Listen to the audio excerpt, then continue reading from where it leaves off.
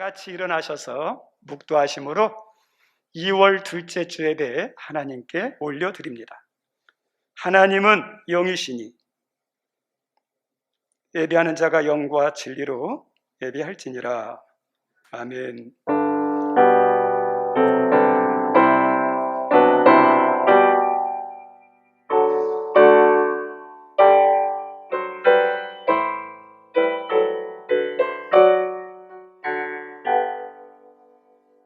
참 좋으신 하나님, 지난주 비대면 예배로 드리다가 오늘 대면 예배를 드릴 수 있도록 인도하셔서 감사합니다.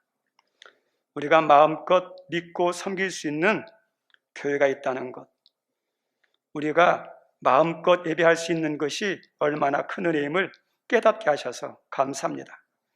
이 주일의 예배의 은혜, 감격, 기쁨, 축복을 영원히 잃지 않도록 매주마다 예배자의 삶을 살 수 있도록 우리의 건강과 우리의 믿음과 모든 환경을 온전히 다스려 주옵소서. 예배 가운데 영광 받으시는 하나님, 마당만 밟고 떠나가는 죽은 예배자, 가인과 같은 예배자가 되지 아니하도록 성령님께서 저희들의 마음을 하나님이 기뻐하시는 마음 다하여 뜻 다하여 정성 다하여 갈급한 심령으로 주님께 나가는 참된 예배자가 될 수 있도록 우리를 주장하여 주옵소서. 그래서 우리 예배를 통해서 하나님 영광 받아주시고 저희들이 예배를 통하여 받아야 할 것은 받아서 우리의 영혼육이 위로받고 살아나고 강건해져서 한 주간 세상에서 하나님의 백성으로 살아갈 수 있는 모든 힘을 공급받는 복된 시간 되게 하여 주옵소서. 예수님 이름으로 기원하옵나이다. 아멘. 찬송 382장입니다.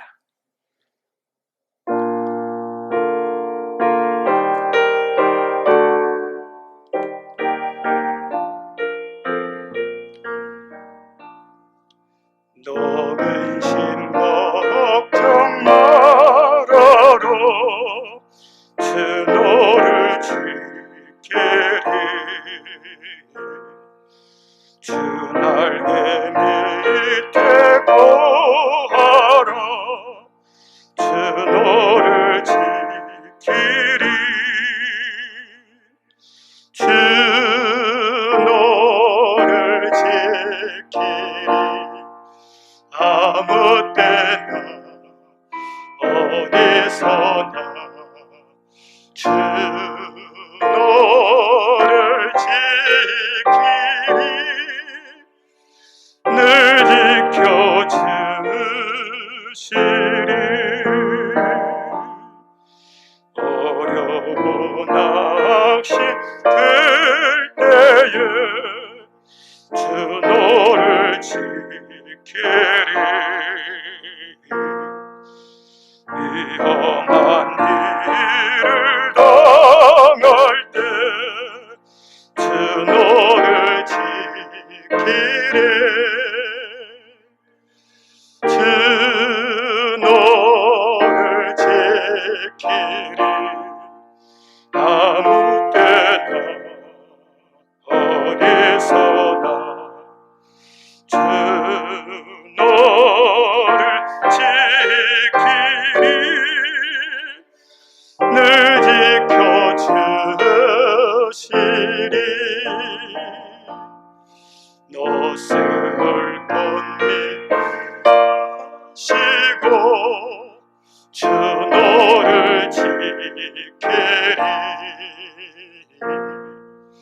구하는 것을 주시며 주 너를 지키리. 주 너를 지키리. 아무 때나 어디서나 주 너를 지키리. 늘 지켜주시리.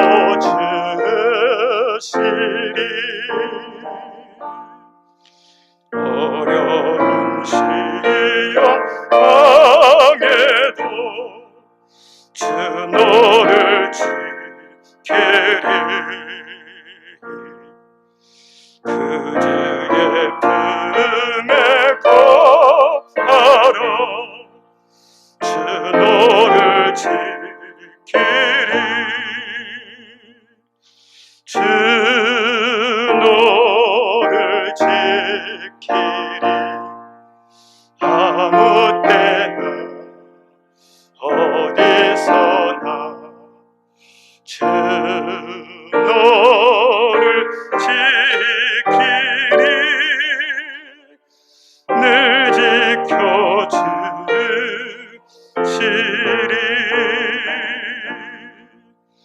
아멘. 교동문 6번 하겠습니다.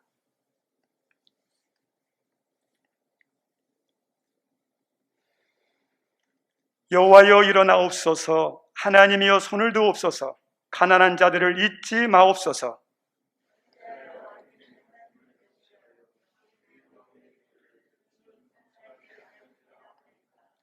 주께서는 보셨나이다. 주는 재앙과 원한을 감찰하시고 주의 손으로 갚으려 하시오니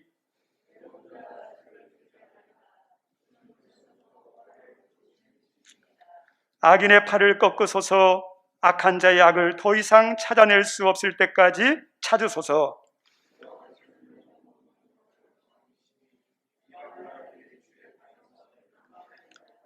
여호와여 주는 겸손한 자의 소원을 들으셨사오니 고아와 압제당하는 자를 위하여 심판하사. 아멘. 이 시간에 잠시 눈을 감고 우리의 죄와 허물에 대해서 우리의 예배, 우리의 기도, 하나님의 은혜, 하나님의 역사하심을 방해하는 모든 죄와 허물들 십자가 앞에 내려놓도록 하겠습니다.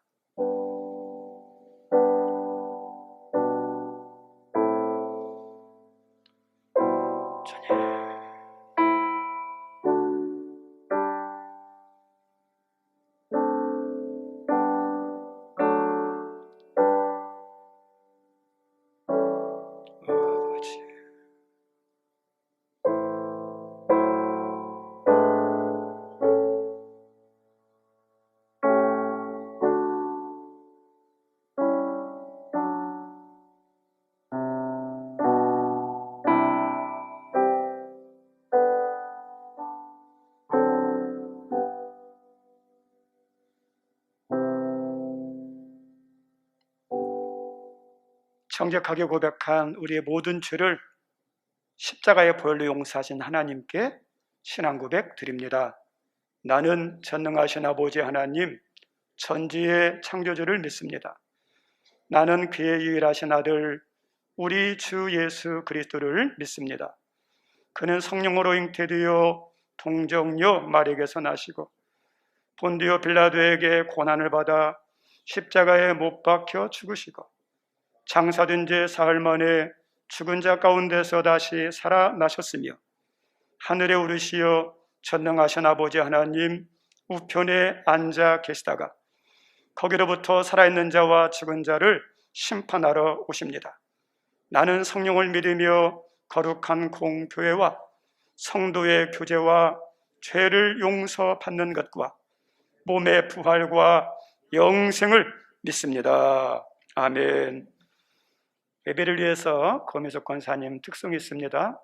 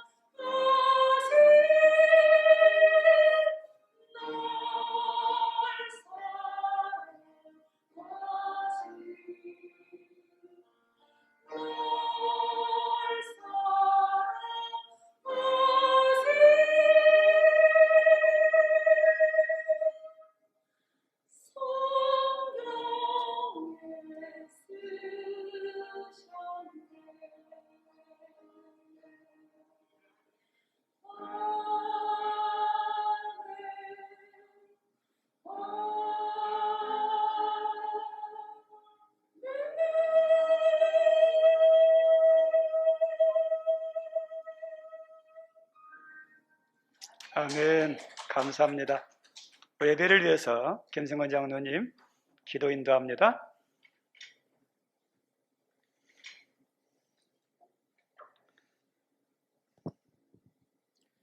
중심을 보시는 여호와 하나님 아버지, 오늘도 이처럼 복되고 아름다운 주의 날 허락하여 주시니 감사합니다. 아멘. 저희들을 태초부터 지명하여 주시고 이처럼 이 예배의 자리에 나와서 신령과 진정으로 하나님께 영광 올리드리는 예배를 드릴 수 있도록 인도하여 주셨으니 참으로 감사와 영광을 올려드립니다.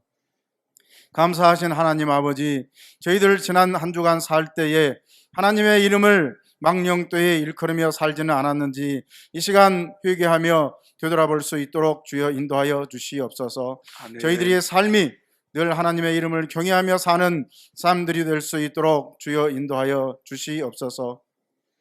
오직 여호와 하나님의 말씀을 가까이 하는 것이 복되다 하였사오니 늘 하나님의 말씀을 가까이 하며 살아가는 저희 모든 성도들이 될 수 있도록 주여 인도하여 주시옵소서. 아멘. 감사하신 여호와 하나님 아버지, 이제는 20대 대통령 선거를 앞두고 있습니다.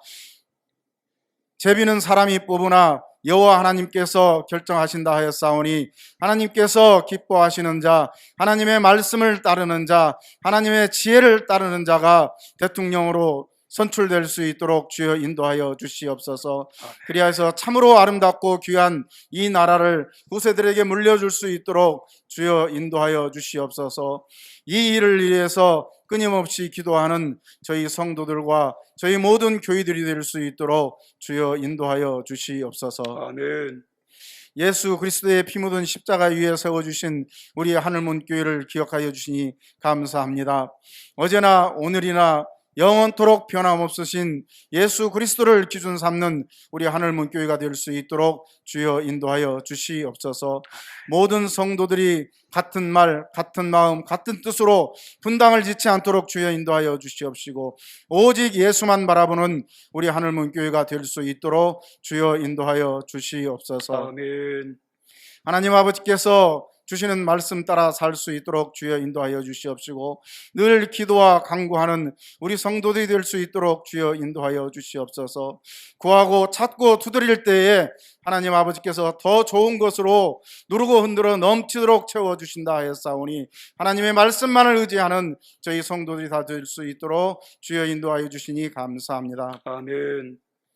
오늘도 기름 부어 세워주시는 종을 기억하여 주시옵소서. 영과 육과 혼이 늘 건강케 하여 주시옵시고 하나님의 주시는 은혜와 지혜와 권능과 성령의 인도하심 따라 살아가는 우리 목회자가 될 수 있도록 주여 인도하여 주시옵소서. 아멘. 우리 하늘문 교회를 세워나가는 데에 최선을 다할 수 있도록 주여 인도하여 주시옵소서. 하나님의 말씀, 기도 끝놓지 않는 목회자가 될 수 있도록 주여 인도하여 주시옵소서. 아멘. 오늘 주시는 이 말씀이 저희들에게 레마의 말씀이 될 수 있도록 주여 인도하여 주시옵소서. 깨달아 알은 말씀 들고 세상 나아가 살 때에 행함에 실천하는 참 믿음의 사람들이 다 될 수 있도록 주여 인도하여 주실 줄 믿고 감사합니다. 아멘. 늘 변하지 않는 행복의 시작 나사렛 예수 그리스도 이름으로 감사하며 기도드립니다. 아멘.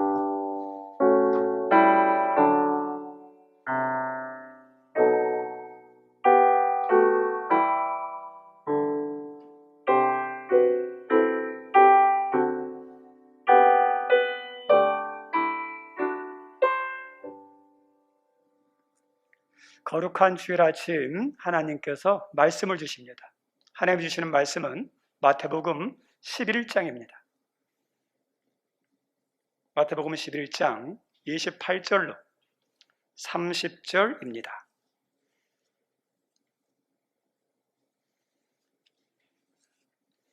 한음성으로 같이 읽습니다. 수고하고 무거운 짐진 자들아 다 내게로 오라. 내가 너희를 쉬게 하리라. 나는 마음이 온유하고 겸손하니 나의 멍에를 메고 내게 배우라. 그리하면 너희 마음이 쉼을 얻으리니 이는 내 멍에는 쉽고 내 짐은 가벼움이라 하시니라. 아멘. 무거운 짐진 자들이란 제목으로 함께 은혜를 나누고자 합니다. 지난주 이렇게 비대면 예배 드렸다가 오늘 예배 드리는데 하나님이 부르시는 그날까지 참된 예배자로 예배를 드릴 수 있도록 여러분들의 건강, 믿음, 환경을 복되게 인도하시기를 바랍니다. 예수님께서 하신 말씀 가운데 혼인잔치집 말씀이 있습니다. 이 말씀은 모든 사람들을 하나님의 천국잔치에 초청하는 말씀이에요. 이 초대장에는, 이 초청에는 모든 사람들이 노하면 안 돼요. 아멘으로 응답해야 됩니다. 왜요? 그래야 주님이 주시고자 하는 천국을, 주님이 주시고자 하는 구원의 은혜를 누리며 살 수 있기 때문에 그렇습니다. 오늘 말씀도 우리 예수님께서 초청하는 말씀인데 그 초청의 대상이 수고하고 무거운 짐진 자들이에요. 대상이에요. 그러면 이 말씀에 해당되는 사람은 누굴까요? 우리 모두입니다. 세상 모든 사람들은 한마디로 말하면 수고하고 무거운 짐진 자들입니다. 바깥에 나가서 수고하고 무거운 짐진 자들 다 다려보십시오 하면 아마 대부분이 다 쳐다볼 거예요. 심지어 우리들이 우스갯소리로 학생들도 피곤하고 힘들다고 그러거든요. 무거운 짐이 있다고 그러거든요. 하물며 사람들이겠습니까? 어른들이겠습니까? 하나님이 우리를 초청할 때는 그 초청하는 자리에 반드시 우리가 응해야 됩니다. 왜냐하면 하나님 우리를 초청하는 자리는 죽이는 자리가 아니에요. 살리는 자리예요. 구원의 자리예요. 생명의 자리예요. 축복의 자리예요. 우리에게 유익한 자리예요. 오늘도 하나님 우리를 초청하시는데 그 초청을 듣고 초청의 자리로 나가야 주님이 주시고자 하는 은혜를 누릴 수 있습니다. 많은 사람들이 정말 수고하며 삽니다. 얼마나 애쓰며 열심히 사는지 모릅니다. 이것은요, 좋은 모습이에요. 이것은 정말 잘하는 거예요. 여기에다가 수고한 만큼, 땀 흘린 만큼 열매를 거두거나 원하는 것을 얻으면 더 이상 바랄 것이 없을 만큼 기쁘고 보람이 있습니다. 공부했어요. 공부에 결실을 주면 얼마나 기쁘고 보람이 있습니까? 내가 열심히 일했어요. 열심히 사업했어요. 거기에 따른 보상이 나타나면 더 이상 바랄 게 없어요. 그런데 세상은 노력한 만큼, 울며 씨를 뿌린 만큼 열매를 거두거나 원하는 것을 얻지 못하는 경우가 참 많습니다. 그래서 속상해요. 그래서 허탈할 때가 참 많습니다. 더 우리를 기운 빠지고 낙담하게 하는 것은 그 결과로, 열매로 사람들을 함부로 평가한다는 것입니다. 인간적으로 말하는 성공을 하면, 어떤 목적을 달성하면 저 사람 능력 있네, 저 사람 성실하네, 그 사람이 살아왔던 그 삶의 내용은 제대로 알지 못한 채 모든 것을 다 좋게 평가해버립니다. 반대로 목표를 달성하지 못하거나 결실을 맺지 못하면 사람들이 저 사람 능력 없네, 그리고 게으르구만, 그 사람의 살아온 과정은 다 빼고 형편없는 사람이라고 낙인을 찍는 경우가 많습니다. 얼마나 그때 서글픈지 모릅니다. 우리 성도님들, 세상에서는 아무리 열심히 해도, 최선을 다해도 원하는 것을 못 얻을 때가 있습니다. 원하는 목표에 이르지 못할 수도 있습니다. 기대한 결실을 얻지 못할 수도 있습니다. 왜요?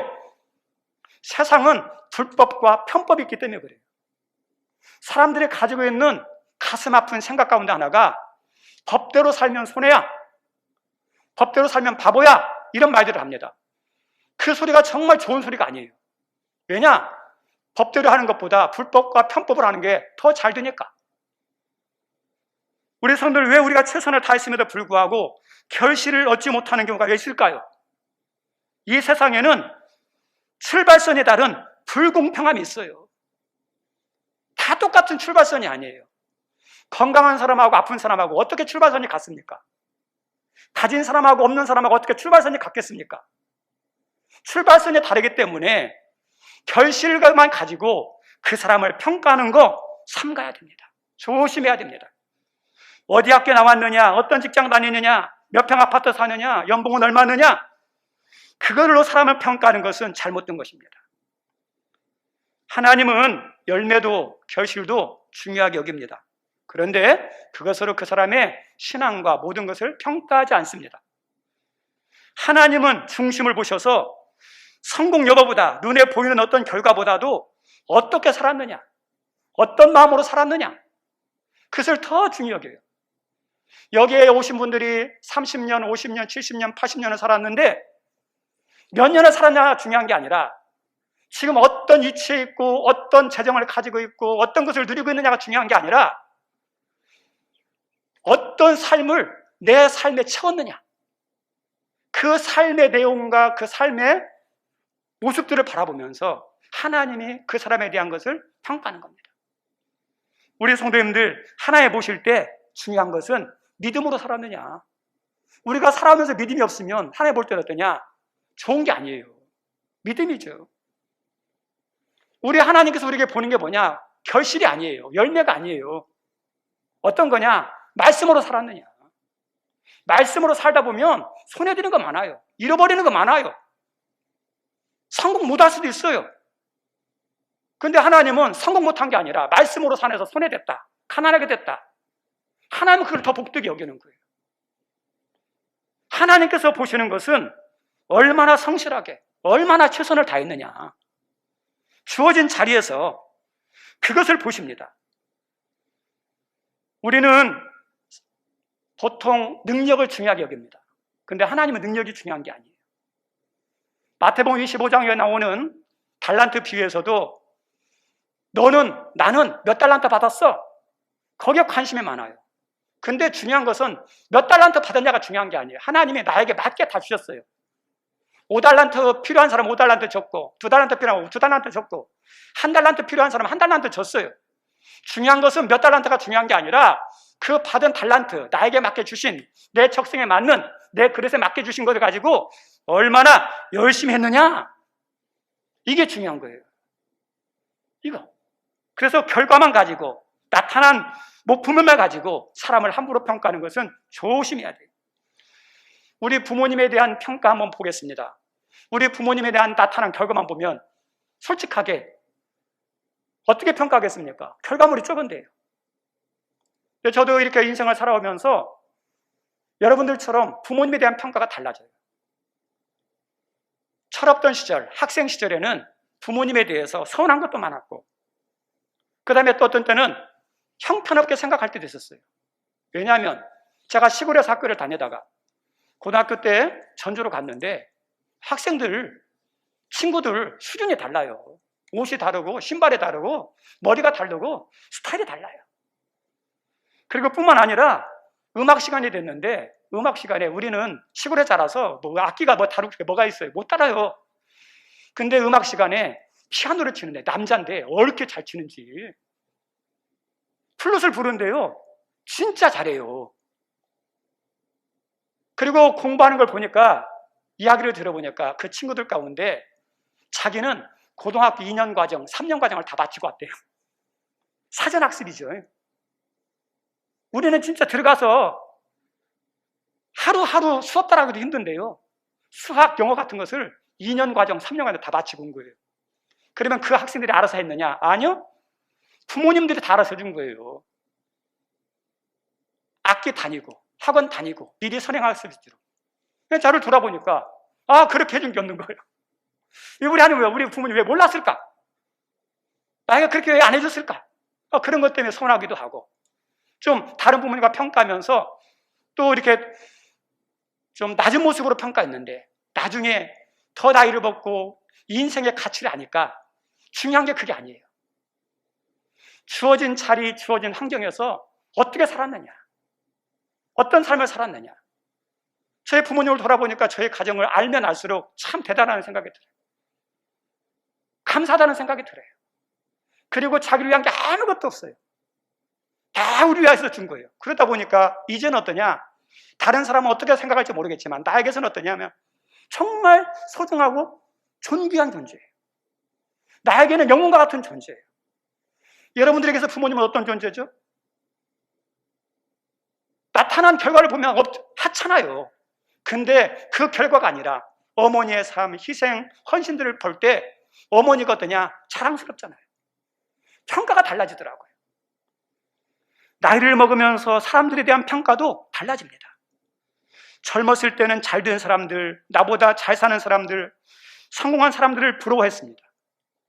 그리고 그 사람들과 그 친구들과 비교하면서 내 자신이 하찮게 생각했어요. 부끄러웠어요. 왜 나는 저 정도밖에 안 됐을까? 인간적으로. 그런데 나이를 먹어가면서 인생에 대한 깊이를 알아가면서 정말 부럽고 존경스러운 사람은 세상의 성공과 어떤 목적을 이루는 사람이 아니라 열심히 최선을 살고 그 삶의 내용을 아름답게 채운 사람이 부럽고 존경스럽고 그 사람을 닮고 싶은 생각이 들었어요. 주중에 유퀴즈 온 더 블럭이라는 프로를 시청했습니다. 거기에 누가 출연했냐면 설악산의 마지막 지게꾼 임기종 씨라는 분이 출연을 했어요. 그분의 이야기를 쭉 들어봤는데 6남매의 가족 이렇게 자녀로 태어났어요. 그리고 부모님들이 10살이 좀 넘어서 다 돌아가셨어요. 가난하다 보니까 살기 위해서 여기저기 전전하는 삶을 살다가 16세 때에 설악산 지게꾼으로 시작했어요. 그래서 45년 동안 지게꾼 일을 하는 사람이었습니다. 키 158에 몸무게 62kg인데 우리가 평지 걷는 것도 힘들잖아요. 그런데 무거운 짐을 짊어지고 설악산 험한 길을 올라가는 거예요. 한창 때는 130kg 정도 무게까지 짊어지고 설악산을 오르내렸다고 합니다. 근데 그렇게 일을 해가지고 1시간 받는 평균 액수가 어떻게 되냐면 8,000원? 근데 그 사람은 거기에 대해서 그 산악 일을 하는 거에 대해서 원망하라 불평하냐. 자기는 천직이래요. 자기가 재능이 있음을 깨달았대요. 그리고 그 설악산에 수없이 오르내리는 길이 얼마나 지겹겠습니까? 그런데 지겹다 생각하지 않고 그것이 나의 사업장이라고 기쁘게 말하는 거예요. 해맑은 모습으로. 우리 성도님들 여러분의 직장을 기쁘게 즐겁게 생각하십니까? 이분은 그렇게 생각하는 거예요. 그리고 자기 아내가 장애 2급이에요. 근데 그 아내를 사랑하고 그 아내와 사는 것을 행복하대요. 옆에 있는 사람의 질문했습니다. 당신의 한 가지 소원이 뭡니까? 질문했더니 그 사람이 자기에게 지체 장애를 가진 아들이 있었대요. 그래서 30세까지는 같이 살았는데 30세가 되어서 막 보니까 등치가 크고 힘이 세다 보니까 자기는 일하러 가야 되고 집에는 아내 혼자 있는데 장애 입을 가진 아내 혼자 어떻게 30세 먹은 건장한 아들을 관리를 못하고 돌보지 못하니까 장애 시설에 맡긴 것 같아요. 그래서 나의 마지막 소원이 있다면 아들과 함께 가족과 함께 행복하게 마지막을 사는 겁니다. 소박한 꿈을 이야기하더라고요. 그리고 저를 더 놀라게 했던 것은 그렇게 힘들게 어렵게 가난하게 살면서도 1억 원 이상을 자기보다 더 힘든 사람에게 기부하며 살았다는 이야기를 들었어요.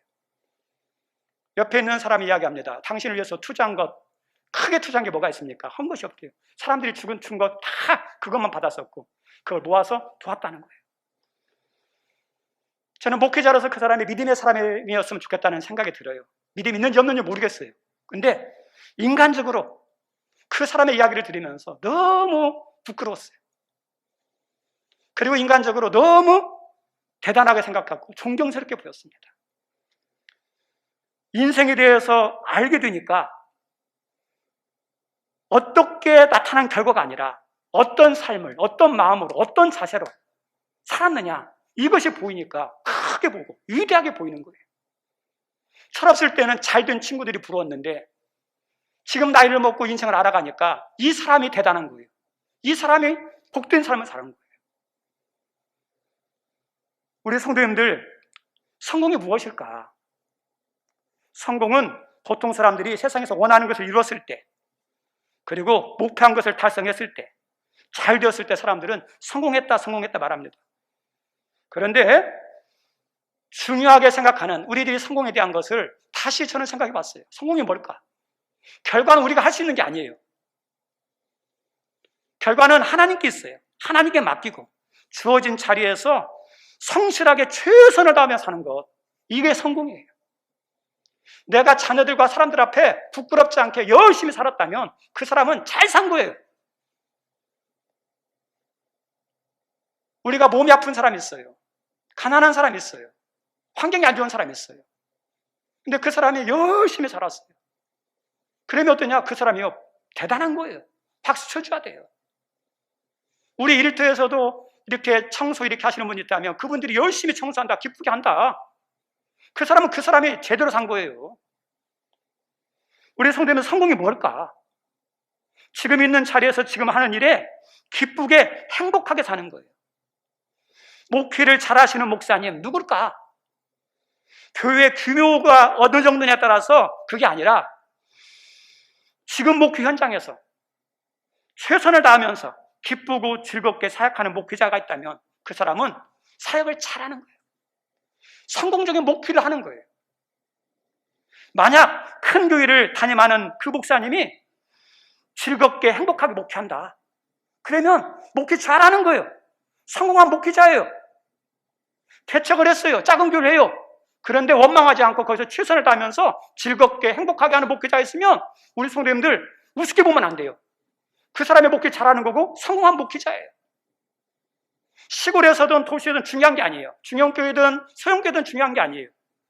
목회자가 즐겁고 행복하게 하는 거예요. 선교사님들은 어떤 선교사님이 잘하는 선교사일까요? 영혼 구원은 우리 손에 달린 게 아니에요. 하나님께 기도하며 맡기고 선교 현장에서 기쁘게 즐겁게 사역하면서 하는 것, 그게 성공적인 선교사예요.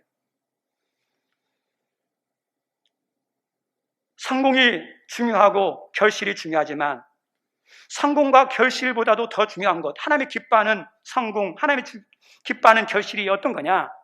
예수님처럼 사는 거예요.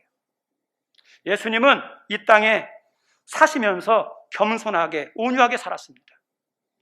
자신의 모든 것을 아낌없이 다 나누어주고 베풀었습니다. 그리고 마지막에는 우리의 생명을 구원하기 위해서 자기의 모든 피와 살을 다 내어주시면서 우리를 구원한 철저하게 하나님 중심, 우리를 위한 삶을 살았어요. 성도, 진정한 성도는 어떤 성도를 말하는 걸까? 예수님을 따라가는 것, 예수님을 닮아가려 하는 것, 이것이 진정한 성도의 모습이에요. 믿음이 좋다 말해요. 그 다음에 신앙생활 잘한다 말아요. 그런데 믿음이 좋다, 신앙생활 잘한다가 뭐예요? 잘 됐으면 신앙생활 잘한 겁니까? 아니에요. 예수님처럼 낮고 천한 곳에 오셔서 온유하고 겸손하게 사람을 대하고 섬겼던, 그리고 자기의 모든 걸 통해서 누군가를 도우며 베풀면서 살았던 그 예수님의 삶을 따라가는 것이 신앙생활 잘하는 거고 믿음 좋은 거예요. 우리 성도님들 수고하는 거 아름다운 겁니다. 믿음을 가지고 여러분의 자리에서 최선을 다해서 예수님처럼 수고하는 여러분 되기를 바랍니다. 그게 복 있는 사람이고 그게 은혜의 사람, 그게 성공의 사람이에요. 오늘 말씀에 우리 하나 예수님께서 또 다른 사람을 초청하는데 무거운 짐진 자들입니다. 사람들은 저마다 짐들이 다 있습니다. 문제는 짐이 있는데 짐을 감당하지 못한 때가 문제예요. 제가 몇 끼를 든다 해보겠습니다. 그럼 몇 끼를 들면 제가 몇 킬로 정도까지 들 수 있겠습니까? 아마 60kg나 많으면 70kg는 들 수 있을지 모르겠어요.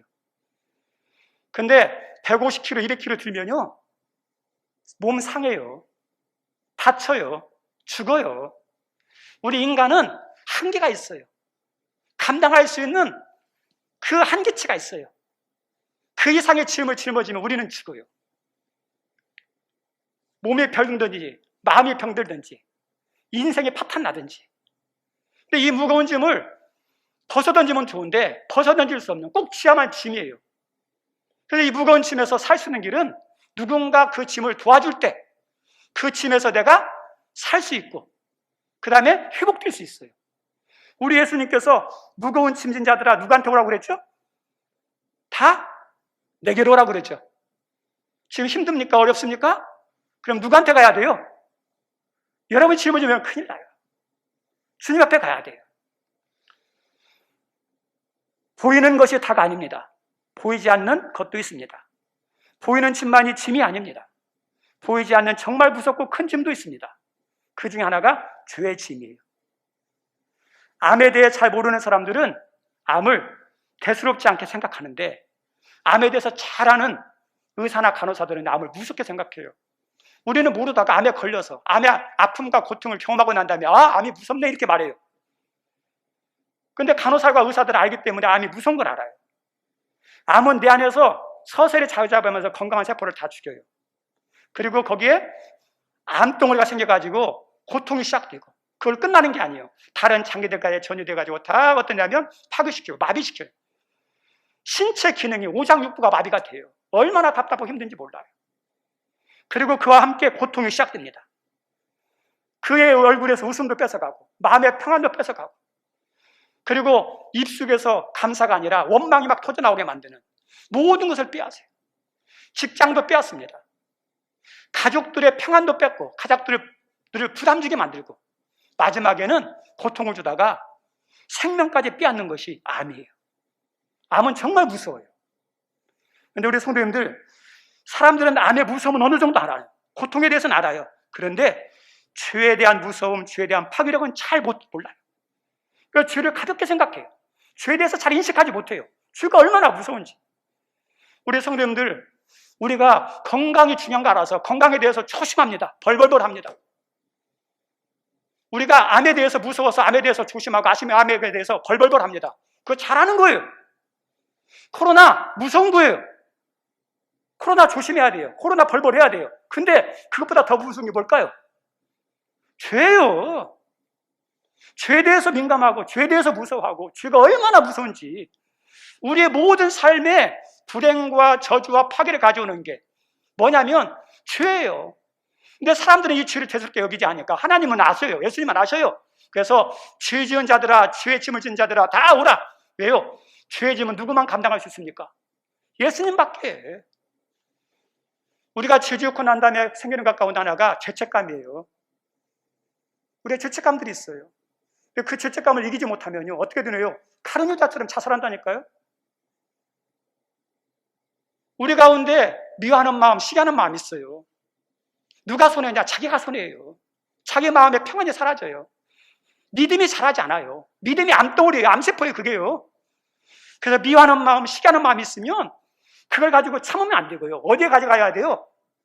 예수님께 가져가서 그 문제 해결을 봐야 돼요. 그래야 내가 살아요. 죄, 무서운 겁니다. 우리 예수님께서 말씀했던 무거운 짐 가운데 하나가 율법의 짐이에요. 종교의 짐이에요. 규례의 짐이에요. 뭘 해야 된다, 해야 된다, 해야 된다, 얼마나 많은지. 하지 말라, 하지 말라, 하지 말라, 얼마나 많은지. 그 짐들이 가득했어요. 목회자가 되면서 읽기 좀 부담스러웠던 말씀이 있어요. 목회 서신에 보면 가르치는 장로는 이래야 된다. 감독은 이래야 이렇게 해야 된다. 그 말씀을 하면 목회자에 대한 것이잖아. 자격이잖아. 목회자의 자격. 그 자격에 대한 말씀을 보면 부족한 게 너무 많아요. 그래서 그것을 어떠냐면 막 피하고 싶어요. 성도님들이 그것을 읽으면서 그 말씀을 가지고 어떠냐, 목회자에서 판단하지 않을까 하는 그런 생각도 들어요. 교회에서, 가정에서 어떻게 해야 되냐, 집에서 가족들과 또 교회에서 성도들이 어떻게 해야 되는지, 영적으로는 어떻게 해야 되는지, 마음은 어떻게 해야 되는지, 그 다음에 생각은 어떻게 해야 되는지, 얼마나 많은 것들에 대해서 이야기하는지 몰라요. 참 부담스러워요. 제가 알고 있는 목사님 가운데 한 분은 전주인데요, 목사님 사택에 교회에서 CCTV를 설치했어요. 어떻게 생활하나, 얼마나 부담되겠어요. 그런데 CCTV는 아니지만 성도님들의 눈, 시선과 기대치를 무시할 수는 없어요, 항상. 그래서 부담감이 있어요. 더 열심히 해야 되는데, 더 잘해야 되는데, 그 누르는 그런 게 있어요. 그럼 우리 성도님들, 율법이 뭐죠? 규례가 뭐죠? 행위 중심이에요. 내 능력으로, 내 열심으로, 내 노력으로 잘하려고 하는 거, 그게 율법의 짐, 의무의 짐이에요. 근데 우리 예수님께서 오라는 거예요. 왜? 율법의 짐이 아니라 은혜의 짐이에요. 그래서 하나님께 나아가면 율법이 아니라 내 능력으로, 내 힘으로, 내 노력으로 되는 게 아니라 하나님 은혜가 중요하구나. 하나님 나에게 은혜 주십시오. 사람들의 시선이 막 했는데 주님 앞에 나가면 하나님의 시선이 아니라 누구의 시선이 더 중요하게 여기겠냐? 하나님의 시선이 더 중요해요. 사람을 의식했던 모습이요, 하나님을 의식하는 모습이 되는 거예요. 우리 귀한 성도님들, 우리들이 무언가에 눌려있는 거, 종교의 짐, 율법의 짐이 있습니까? 내가 능력으로 해오려고 하는 게 있습니까? 그것 가지고 있으면 우리가 힘들어요. 그리고 세 번째는 어떤 짐이냐? 인생의 짐이에요. 당시 유대인들, 이스라엘 백성들은 죄의 짐, 율법과 종교의 짐, 종교적 갑질, 뭐 이렇게 한다, 막 이런 거 있죠? 그게 많았어요. 근데 거기에다가 인생의 수많은 짐이 있었어요. 그 중에 하나 국가의 짐이에요. 나라가 로마에 멸망했어요. 로마의 통치 방법 가운데 하나가 잘 협조하면 많은 자유권을 주지만 협조하지 않으면 잔인하게 치료하는 곳이 어디냐? 로마예요. 우리 일제 때 일제 치하에서 잘 되는 사람도 있었지만 그건 몇몇 사람 안 되잖아요. 자기 나라를 팔아먹은 내국 노조들이나 잘 됐지. 대부분 사람들은요, 착취당하고 억압당하고 다 빼앗겼어요. 그렇지 않아도 힘든 세상인데 그런 시대에 억압과 나를 잃어버린 세상에서 자기 인생도 힘든데 가족을 책임지고 가정을 책임져야 되는 무거운 짐이 있어요. 그래서 그 짐 때문에 하루하루가 힘겹게 살아가는 그 모습들을 보면서 예수님께서 나에게 오라 그랬죠. 우리 성도님들, 우리가 큰 짐을 지면요, 어떠냐면 그 짐 때문에 짐으로 끝나는 게 아니에요. 인생이 힘들어요. 먹는 것도 힘들어요. 사는 것도 힘들어요. 일도 손이 안 잡혀요. 그렇지 않나요? 그리고 그것으로 불면증도 생기고 불안 증세도 나타나고 우울증 증세도 나타나요. 2020년 한 해 동안 자살한 사람의 수가 12,776명이래요. 12,776명. 계산해 보면 하루 35명에서 36명이 죽어요. 왜요? 대부분 보면 많은 경우에 큰 짐이 있는데, 인생의 짐이 있는데 감당이 안 되니까 괴롭고 힘들다가 끝내는 어떠냐? 생명까지 스스로 끝내는 경우가 있어요. 이 짐이 이렇게 무서운 거예요. 감당하면 좋은데 감당 못해요. 근데 이 짐에는 크게 두 가지가 있습니다. 하나는 태어나면서 주어진 짐, 의무적인 짐이 있어요. 우리 학생들 공부하는 짐, 어쩔 수 없어요. 공부의 짐, 공부에 스트레스 받아요. 얼마나 힘든지 몰라요. 우리 청년들 취업하는 거 피할 수 없잖아요. 이 세상에 살아가려면 취업해야죠. 근데 쉽습니까? 어렵죠. 그것 때문에 스트레스 받고 힘들어하는 사람들이 얼마나 청년들이 많은지 몰라요. 우리들이 직장인으로서, 부모님으로서 자녀를 책임지는, 또 자녀로서 부모님을 책임져야 하는 부담감들 많아요. 재정적인 어려움을 가진 사람도 많아요. 건강에 부담감을 가진 사람도 많아요. 이 큰 것이 어떠냐면, 잘못하면 나도 내 육신만 아니라 마음도 병들게 만들고 인생도 어떠냐 파괴시키는 경우가 나타나요. 그리고 또 하나의 짐이 있습니다. 내가 스스로 짊어지는 짐이 있어요. 만들어서 하는. 미국의 뉴욕은 모든 세계에 있는 선진국에서 이렇게 가장 부한, 잘 나가는 도시예요. 거기서 직장 생활하는 사람들 이야기를 들어보니까 대우도 좋아요. 직장 출근하는 것도 어떤 직장 같은 경우는 자율적으로 할 수 있대요. 얼마나 편한지. 그리고 회사에서 다 대준대요. 보너스도 주고 복지도 좋고. 그런데 중요한 게 어떤 거냐면 결과물이에요. 결과물. 한병철 교수님이 예전에 썼던 피로 사회가 있었어요. 이 세상이 어떠냐? 사회가 피로하대요. 근데 거기서 말하는 것 중에 두 가지가 있어요. 하나는 규범사회. 뭐 하라 하지 말라 법이 얼마나 많은지 피로해요, 솔직히. 근데 그 규범사회가 이제는 어떠냐? 성과사회로 바뀌었대요. 성과사회. 그래서 뭔가를 다 지원해줘요. 마음껏 할 수 있어요. 근데 중요한 거 다 하는데 결과물 가져오라는 거예요. 성과물 가져오라는 거예요. 그리고 그것이 있어야만 인정받고 대우받고 높아지는 거예요. 그래서 세상이 요구하는 것도 문제인데 거기에 발맞춰서 내가 인정받으려고, 내가 더 어떠냐면 높아지려고 하는 내 자신도 문제예요. 우리 성도님들 인생을 살다 보면 나를 힘들게 하고 고통스럽게 하고 나를 파괴시키는 것이 주변 사람일 수도 있어요.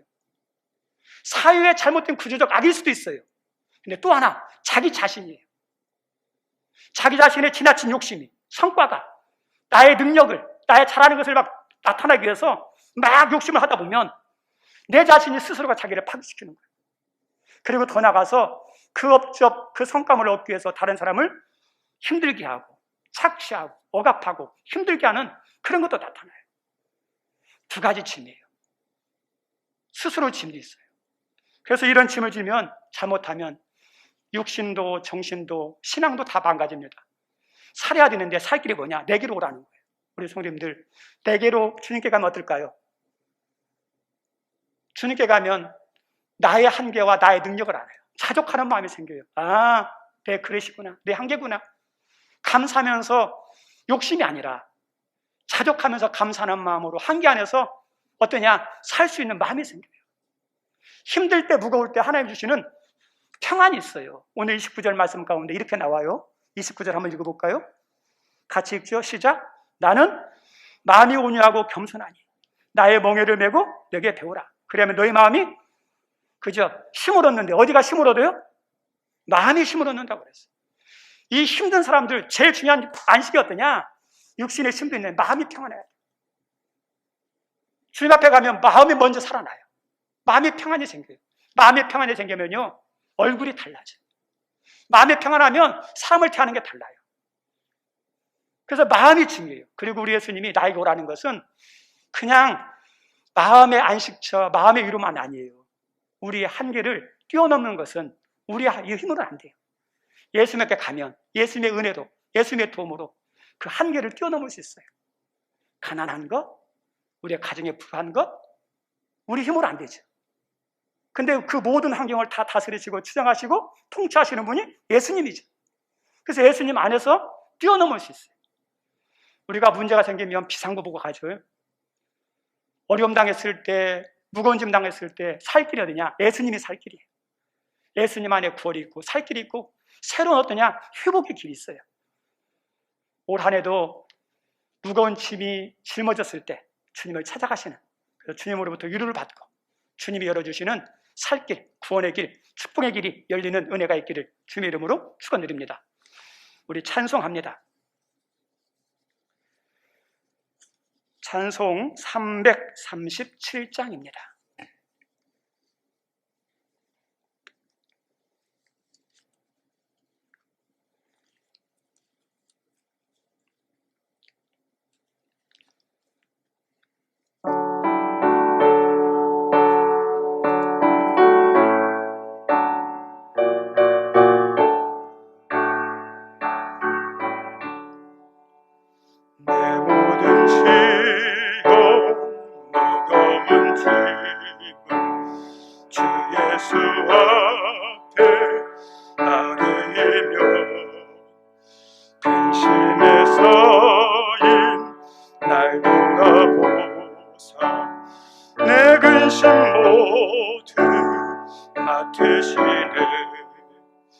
무거운 짐을 나 홀로 지고 견디다 못해 쓰러질 때 불쌍히 여겨 구원해 주리.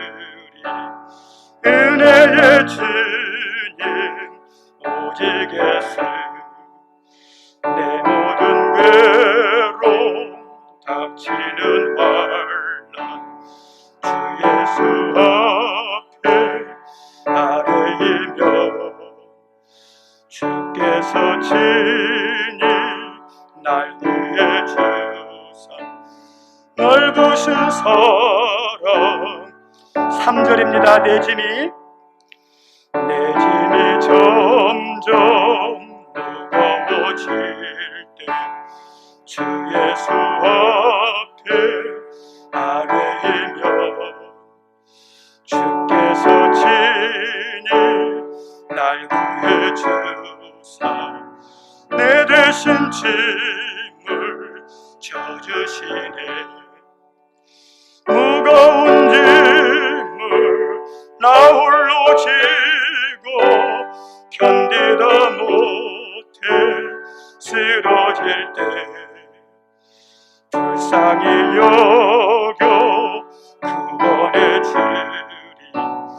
은혜의 주님 오직 예수 마음의 시험 무서운 죄를 주 예수 앞에 아뢰이면 예수는 너의 능력이 되사 세상을 이길 힘주시네.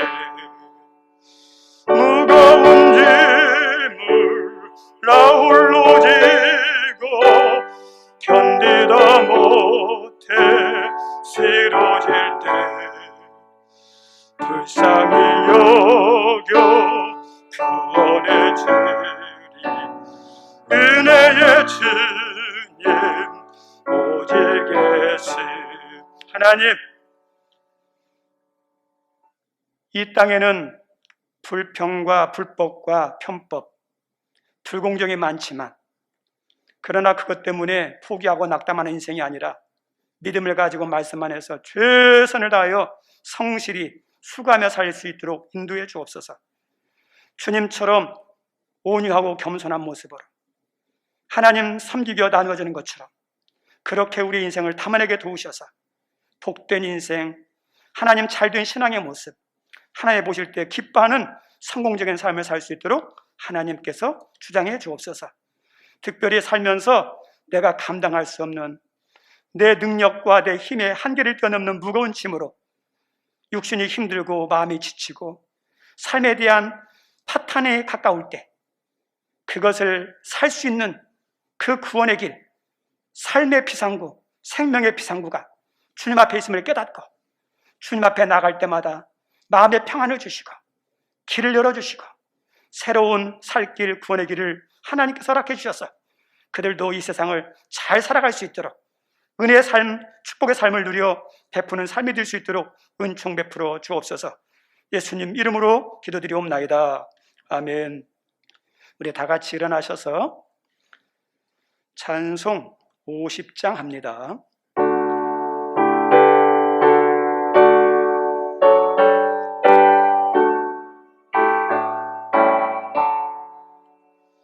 내게 있는 모든 것을 아낌없이 드리네.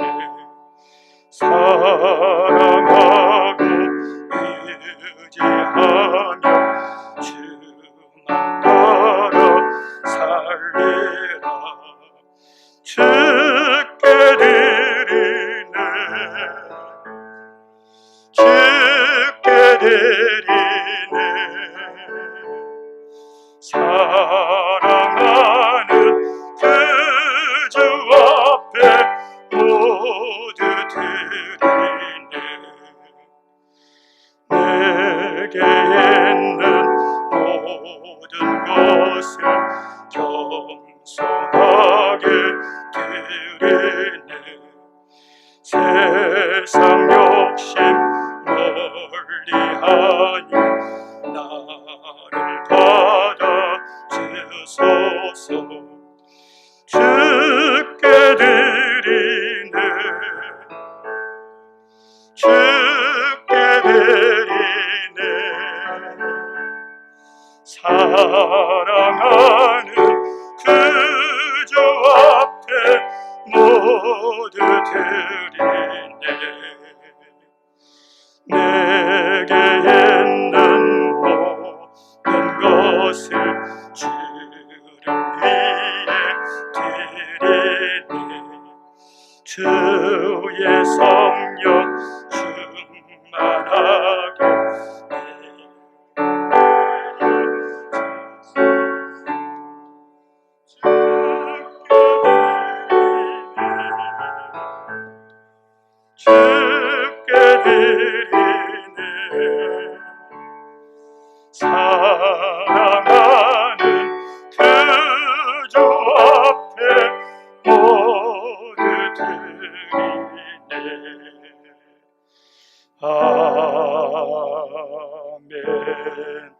하나님, 말씀을 따라 믿음을 따라 감사하는 마음으로, 사랑하는 마음으로, 기쁜 마음으로 하나님 11조 드리는 손길, 여호와 라파 하나님 비염을 치유해 주셔서 감사합니다.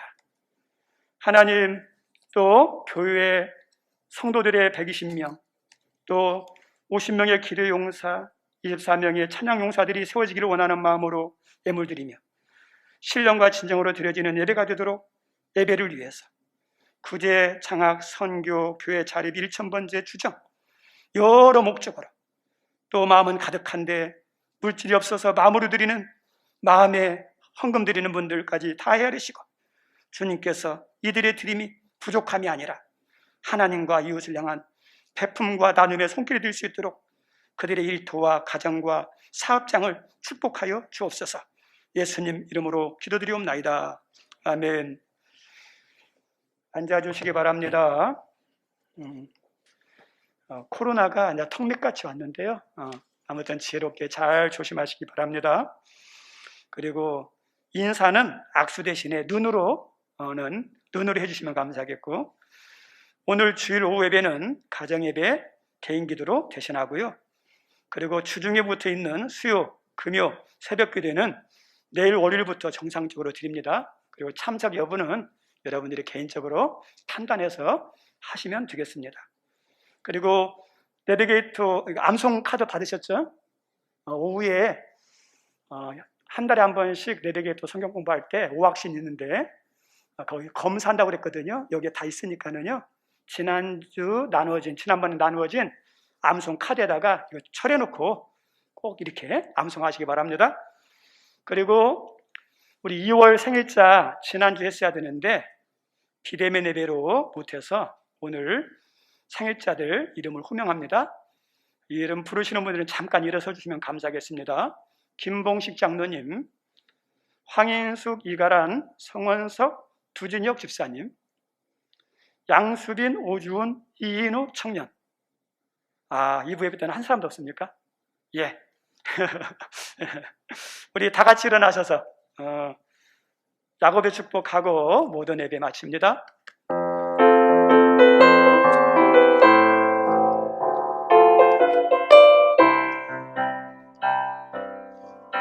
너는 당장 너머로 뻗은 나무 가지에 푸른 열매처럼, 우리 손을 펴고 축복합시다. 님의 귀한 축복이 삶에 가득히 넘쳐날 거야. 너는 어떤 시련이 와도 능히 이겨낼 강한 달이 있어. 전능하신 하나님께서 너와 언제나 함께 하시니 너는 하나님의 사랑, 아름다운 하나님의 사랑. 나는 널 위해 기도하며 내 길을 축복할 거야. 나는 하나님의 사랑, 사랑스러운 하나님의 열매, 주의 품에 꽃 피운 나무가 되어줘. 이제는 우리 주 예수 그리스도의 은혜와 하나님의 극진하신 사랑과 성령의 감동 감화 교통하심이 이 땅에 살면서 수고하고 무거운 짐으로 힘들며 낙담하며 인생의 어둠을 지나고 있는 자들이 우리의 위로가 되시며 힘이 되시며 탈출구가 되시는 주님 앞에 나갈 수 있도록 도우시는 성령의 교통하심이 여기 있는 모든 분들 머리 위에 영원토록 함께하고 없으기를 간절히 축원하옵나이다. 아멘.